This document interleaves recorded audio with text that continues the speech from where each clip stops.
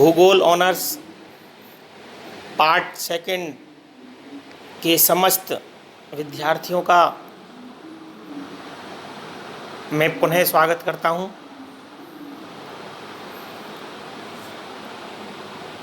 छात्रों,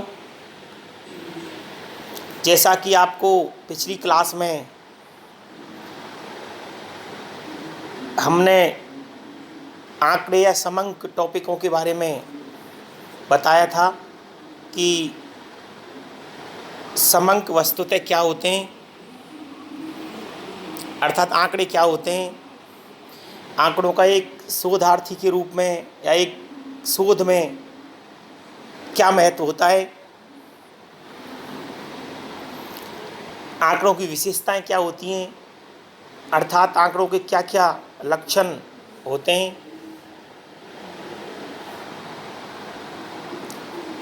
वहाँ से आगे आज हम पुनः शुरू करेंगे और आज हम समंक के प्रकार,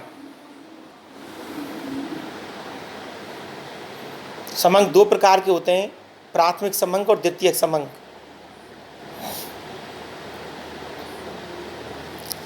इसके बारे में भी हमने कल आपको पिछली क्लास में बता दिया था कि प्राथमिक समंक वस्तुतः वे समंक हैं, वे आंकड़े हैं जो अनुसंधानकर्ता द्वारा प्रारंभ से अंत तक नए सिरे से एकत्रित किए जाते हैं,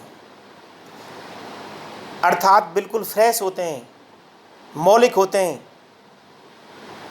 कोई भी शोधार्थी नए सिरे से इनको इकट्ठा करता है, वो प्राथमिक समंक कहलाते हैं। नंबर 2, द्वितीयक समंक वे समंक जो पहले ही अन्य व्यक्तियों या संस्थाओं द्वारा एकत्रित और प्रकाशित किए जा चुके हैं और अनुसंधानकर्ता उन समंक का प्रयोग करता है, वो द्वितीयक समंक कहलाते हैं। अर्थात किसी संस्था द्वारा पहले से एकत्रित प्रकाशित समंकों का जब कोई उपयोग में लाता है, उपयोग करता है, तो वो उसके लिए द्वितीयक समंक कहलाएंगे। अतः पिछली क्लास में समंकों के बारे में हमने यहाँ तक पढ़ लिया था। समंक क्या होते हैं, समंकों का अर्थ क्या होता है, समंकों की विशेषताएं क्या हैं, समंक कितने प्रकार के होते हैं। अब आज हम यहाँ पर वहाँ से आगे शुरू करेंगे कि जो आंकड़े या समंक होते हैं उनको इकट्ठा करने के क्या क्या स्रोत हैं, किन किन माध्यमों से हम आंकड़े या समंक एकत्रित कर सकते हैं। प्राथमिक और द्वितीयक समंक जो होते हैं उनको किन किन माध्यमों से एकत्रित किया जा सकता है। सबसे पहले हम बात करेंगे प्राथमिक आंकड़ों का संग्रहण या स्रोत, कि जो प्राथमिक आंकड़े होते हैं उनको किन किन माध्यमों से संग्रहित किया जाता है, एकत्रित किया जाता है। प्राथमिक आंकड़ों के एकत्रण में सबसे पहला पढ़ेंगे प्रत्यक्ष व्यक्तिगत अनुसंधान, व्यक्तिगत प्रेक्षण, इंडिविजुअल ऑब्जर्वेशन। जब कोई शोधार्थी, कोई अनुसंधानकर्ता व्यक्तिगत रूप में सूचना देने वालों से प्रत्यक्ष रूप से व्यक्तिगत संपर्क स्थापित करता है, निरीक्षण अथवा अनुभव द्वारा आंकड़े एकत्रित करता है, अनुसंधानकर्ता स्वयं अनुसंधान क्षेत्र में जाकर अनुसंधान विषय से संबंधित तथ्यों की जानकारी प्राप्त करता है, उस रीति को प्रत्यक्ष व्यक्तिगत अनुसंधान कहेंगे। छोटा क्षेत्र होता है या सीमित स्टडी एरिया होता है, उसके लिए यह रीति उपयुक्त है कि जहाँ पर एरिया छोटा हो, वहाँ पर व्यक्तिगत रूप से आदमी का जाना सुनिश्चित होता हो, वहाँ पर उस रीति से आंकड़े एकत्रित किए जा सकते हैं।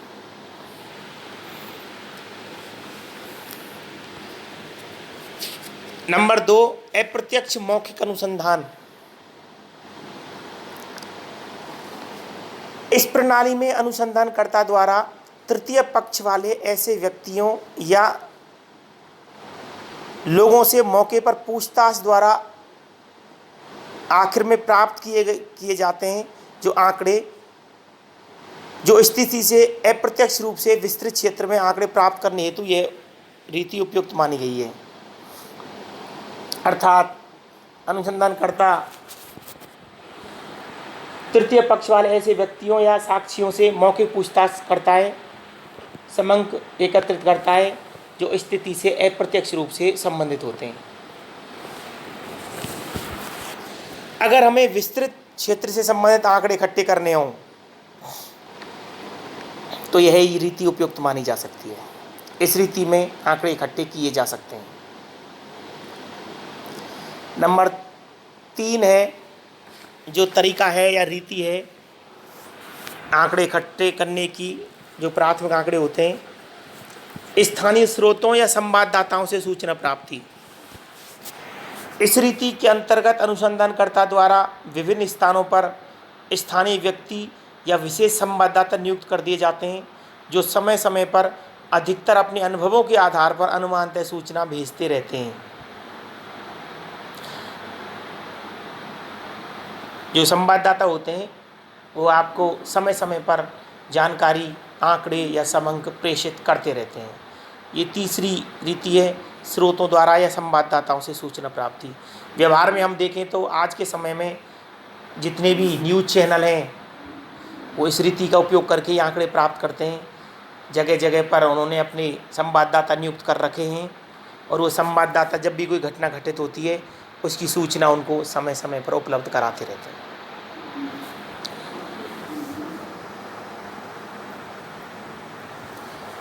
इस रीति का अगर हम गुण की बात करें तो विस्तृत क्षेत्रों में दूर दूर के स्थानों से लगातार सूचना प्राप्ति की गुंजाइश इस विधि में रहती है। दूर से सूचना प्राप्त करना आसान रहता है। मितव्ययता का गुण है, समय, धन, श्रम की बचत होती है। सूचना शीघ्रता व कम खर्च पर प्राप्त हो जाती है।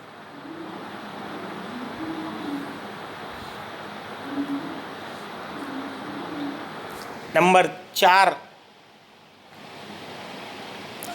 सूचक द्वारा अनुसूचियां भरवाकर सूचना प्राप्ति अर्थात प्रश्नावली। इस रीति के अनुसार अनुसंधानकर्ता सर्वप्रथम जांच से संबंधित प्रश्नों की एक अनुसूची तैयार करता है और एक प्रश्नावली तैयार करता है। फिर वह उसकी अनेक प्रतियां डाक द्वारा सूचना देने वालों के पास भेज देता है जो उसको भरकर निश्चित तिथि तक लौटा देते हैं। इसको प्रश्नावली रीति भी कहा जाता है। जो नंबर 4 पर सूचकों द्वारा अनुसूची भरवाकर सूचना प्राप्ति है, इसको प्रश्नावली रीति भी कहते हैं। इसमें शोधार्थी या अनुसंधानकर्ता कुछ प्रश्नों की सूची बना लेता है, एक प्रश्नावली तैयार करता है और फिर डाक द्वारा उनको प्रेषित कर देता है सूचकों के पास और सूचक स्वयं उस प्रश्नावलियों को भर करके उनको भेजते हैं। अब इस रीति की बात करें, इस रीति के बारे में विस्तृत बात करें तो एक बात निकल के आती है कि जो सूचक हैं अर्थात जो सूचना देने वाले हैं उन लोगों का पढ़ा लिखा होना बहुत ज़रूरी है। क्योंकि यदि सूचक की समझ अच्छी नहीं होगी, पढ़ा लिखा नहीं होगा, तो अनुसूची को जो प्रश्नावली आई है उनके पास डाक से उनको स्वयं भरना आसान नहीं रहेगा। तो ये इसकी सीमा है या एक लिमिटेशन है।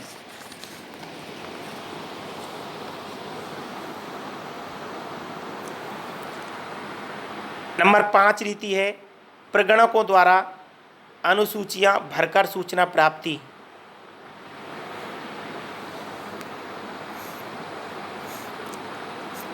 इस रीति में भी अनुसंधानकर्ता प्रश्नों की एक सूची बनाता है, एक सूची तैयार करता है, लेकिन इसमें अनुसंधानकर्ता प्रगणक नियुक्त करता है। वो प्रगणक उस प्रश्नों की सूची को, प्रश्नावली को, अनुसूची को स्वयं लेकर के सूचकों के पास जाता है अर्थात सूचना देने वालों के पास जाता है और उनसे पूछ करके स्वयं भरता है। अर्थात इसमें जो सूचक हैं, जो सूचना देने वाले हैं, उनका पढ़ा लिखा होना ज़रूरी नहीं है। उनसे पूछ करके प्रगणक सूचनाएं भरता रहता है और उनको अनुसंधानकर्ता को प्रेषित कर देता है, ले आता है, खुद लेके आता है। भारतीय जनगणना विभाग जब जनगणना करता है तो यह रीति अपनाता है। अर्थात हमने देखा होगा कुछ शिक्षक या जो जनगणना से जुड़े हुए कर्मचारी एक प्रश्नावली या अनुसूची स्वयं लेकर के घर पर आते हैं और वहाँ पर उनमें से प्रश्न पूछ पूछ करके उन सूचकों से, उन लोगों से स्वयं भरते हैं। अब यहाँ पर एक बात आती है कि जो प्रगणक हैं उनका व्यवहार कुशल होना, ईमानदार होना, समझदार होना बहुत ज़रूरी है, क्योंकि जब वो किसी के पास सूचना प्राप्त करने जाते हैं तो वहाँ पर कई बार कुछ लोग ऐसा व्यवहार करते हैं कि वो उत्तेजित न हो जाएं, उनको धैर्य बना के रखना होता है। और ये धैर्य बना के रखना, ईमानदारी, निष्ठा, समर्पण, व्यवहार कुशलता का जो गुण है वो बहुत ज़रूरी होता है। तो इस तरीके से हमने अभी आंकड़े एकत्रित करने के तरीके, अर्थात प्राथमिक जो आंकड़े होते हैं उनको किस प्रकार से, किन किन रीतियों से एकत्रित किया जा सकता है, उनको इकट्ठा किया जा सकता है, 5 रीतियों की हमने बात की। यहाँ पर हम थोड़ा सा देखेंगे कि लास्ट में हमने देखा प्रश्नावली और अनुसूची में क्या अंतर है। दोनों में एक अंतर है। प्रश्नावली में प्रश्नों की सूची होती है, लेकिन प्रश्नों की सूची को अनुसंधानकर्ता डाक द्वारा सूचकों के पास भेजता है। सूचक स्वयं प्रश्नों के उत्तर लिख करके वापस उसको अनुसंधानकर्ता के पास भेज देते हैं। वहीं दूसरी जो रीति है अनुसूची, उसमें भी प्रश्नों की एक सूची होती है, लेकिन उसको डाक से न भेज करके कुछ प्रगणक नियुक्त किए जाते हैं और वो प्रगणक उन प्रश्नावलियों को, उन प्रश्नों की सूचियों को स्वयं लेकर के सूचकों के पास जाते हैं और उनसे पूछ करके सूचनाएं भरते हैं। अब हम आगे बात करते हैं कि उपयुक्त रीति का चुनाव, जो हमने प्राथमिक आंकड़े एकत्रित करने की 4-5 रीतियां या तरीके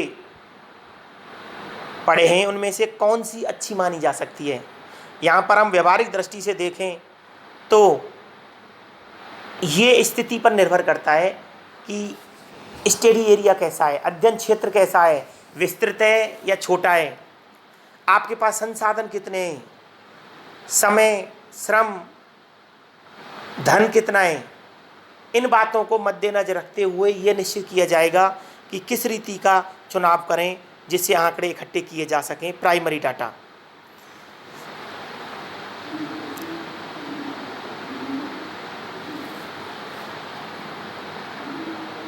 सामान्य संकलन की उपयुक्त रीति का चुनाव करने के लिए निम्न बातों का ध्यान रखना चाहिए। नंबर 1, अनुसंधान की प्रकृति, अर्थात अनुसंधान की प्रकृति क्या है, नेचर ऑफ रिसर्च क्या है, किस कैटेगरी का रिसर्च है, इस पर डिपेंड करता है कि आप आंकड़े किस रीति से इकट्ठा करते हैं। जैसे कई बार मैंने बताया था कि न्यूज़ चैनल जो बाढ़ से संबंधित आंकड़े अगर लेना चाहें तुरंत, तो वहाँ पर न तो अनुसूची भेजी जा सकती है, न प्रश्नावली भेजी जा सकती है। वहाँ पर नियुक्त संवाददाता उनको तुरंत लेटेस्ट खबर प्रेषित करते रहते हैं। तो पहला हुआ नेचर ऑफ रिसर्च, अनुसंधान की प्रकृति। नंबर 2, अनुसंधान का उद्देश्य, शोध का उद्देश्य क्या है, जो शोध किया जा रहा है, जो अनुसंधान किया जा रहा है, वो किस एम को लेकर के किया जा रहा है। नंबर 3, अनुसंधान का क्षेत्र, अर्थात जो रिसर्च का क्षेत्र है वो छोटा है या बड़ा है। अगर विस्तृत क्षेत्र है तो संवाददाताओं द्वारा सूचना प्राप्ति ठीक रहती है। यदि छोटा क्षेत्र है तो व्यक्तिगत भी, वहाँ पर व्यक्तिगत प्रेक्षण भी किया जा सकता है। शुद्धता की मात्रा की जो आंकड़े हैं उनकी शुद्धता की मात्रा कितनी अपेक्षित है, इसको देख करके भी रिसर्च में ये डिसाइड किया जाता है कि आंकड़े किस रीति से संकलित करें। आर्थिक संसाधन कि इकोनॉमिक जो रिसोर्स हैं वो किस लेवल के हैं, कितने हैं आपके पास। और नंबर 6 है उपलब्ध समय और धन, कि कितना समय है और आर्थिक संसाधन अर्थात धन कितना है, कितना पूंजी है, जिसके ये डिसाइड होता है कि किस रीति का चुनाव करें। तो प्राथमिक आंकड़े एकत्रित करने की उपयुक्त रीति का चुनाव करने के लिए ये 6 बिंदु हैं, इनके आधार पर अनुसंधानकर्ता डिसाइड करता है कि एकत्रित करने वाले आंकड़े किस रीति से किए जाएं। तो ये पढ़े हमने प्राथमिक आंकड़े एकत्रित करने के स्रोत, माध्यम या रीतियां, तथा दूसरा पढ़ा प्राथमिक आंकड़े एकत्रित करने के लिए जो रीति का चयन होता है वो कौन सी रीति का चयन करें, उसके क्या क्या मापदंड हैं, कौन कौन से आधार हैं। और अब हम बात करते हैं द्वितीयक समंकों के स्रोत, जो सेकेंडरी डाटा हैं, जिनको गौण डाटा भी बोलते हैं, गौण आंकड़े भी कहा जाता है। जैसा कि हमने बात की थी पहले कि प्राथमिक आंकड़े वस्तुतः किसी संस्था द्वारा, किसी एजेंसी द्वारा पहले से ही प्रकाशित किए जा चुके होते हैं, इकट्ठे किए जा चुके होते हैं, और उनका उपयोग जब अनुसंधानकर्ता करता है तो उसके लिए द्वितीयक स्रोत कहलाते हैं या द्वितीयक आंकड़े कहलाते हैं।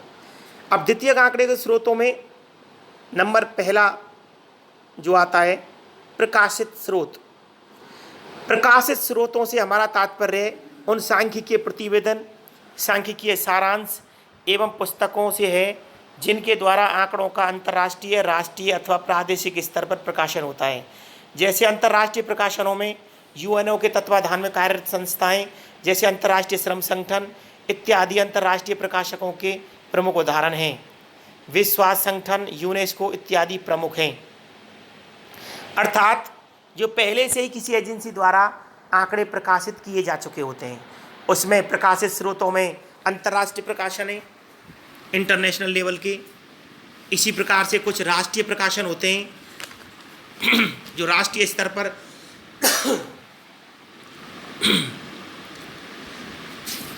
कुछ संस्थाएं, कुछ विश्वविद्यालय आंकड़ों का प्रकाशन करती हैं। भारत सरकार की बहुत सारी एजेंसी हैं जो समय समय पर आंकड़े एकत्रित करती हैं, प्रकाशित करती हैं। और नंबर 2 आते हैं अप्रकाशित स्रोत। द्वितीयक आंकड़े प्राप्त करने के लिए अभिलेखों तथा अप्रकाशित शोध प्रबंधों के रूप में होते हैं। अभी तक प्रकाशित सामग्री व्यक्तियों या पारस्परिक सदस्यों के निजी उपयोग के लिए होती है, जैसे सरकारी अभिलेख, अर्ध सरकारी अभिलेख, निजी अभिलेख। कहने का मतलब जब कोई सामग्री अप्रकाशित रह जाती है तो अप्रकाशित स्रोत में आती है, जिसमें सरकारी अभिलेख होते हैं, कुछ अर्ध सरकारी होते हैं और कुछ निजी अभिलेख होते हैं। तो इस प्रकार से द्वितीयक समंक एकत्रित करने के स्रोतों को 2 भागों में बांटा, प्रकाशित स्रोत और अप्रकाशित स्रोत। प्रकाशित स्रोत अर्थात जो पहले से ही राष्ट्रीय, अंतर्राष्ट्रीय, प्रादेशिक स्तर पर प्रकाशित हो चुके हैं, किताबों में, संस्थाओं द्वारा, पत्र पत्रिकाओं में, अखबारों में, वो प्रकाशित स्रोतों में आएंगे। जबकि अप्रकाशित स्रोत में सरकारी अभिलेख, अर्ध सरकारी अभिलेख, निजी अभिलेखों को शामिल किया जाता है। तो इस प्रकार से ये जो टॉपिक हमने 2 दिन में डिस्कस किया, जो पिछली क्लासों में कुछ बातें की थी, उसमें जो टॉपिक आंकड़े या डाटा जो किसी भी अनुसंधान के लिए, किसी भी प्रकार के रिसर्च के लिए महत्वपूर्ण भूमिका निभाते हैं। अगली क्लास में पुनः हम एक नया टॉपिक लेकर के, फ्रेश टॉपिक लेकर के उपस्थित होंगे। तब तक के लिए बहुत बहुत धन्यवाद, आपका बहुत बहुत शुक्रिया। आप सभी के लिए शुभकामनाएं कि आप इस महामारी के समय, कोरोना काल में निदेशालय कॉलेज शिक्षा राजस्थान सरकार द्वारा ई कंटेंट के माध्यम से, चैनल के माध्यम से आपको पढ़ाया जा रहा है। तो आप थोड़ा पढ़ें। पुनः आप सभी का बहुत बहुत धन्यवाद। अगली क्लास में नए टॉपिक के साथ पुनः हम बात करेंगे। Thank you so much.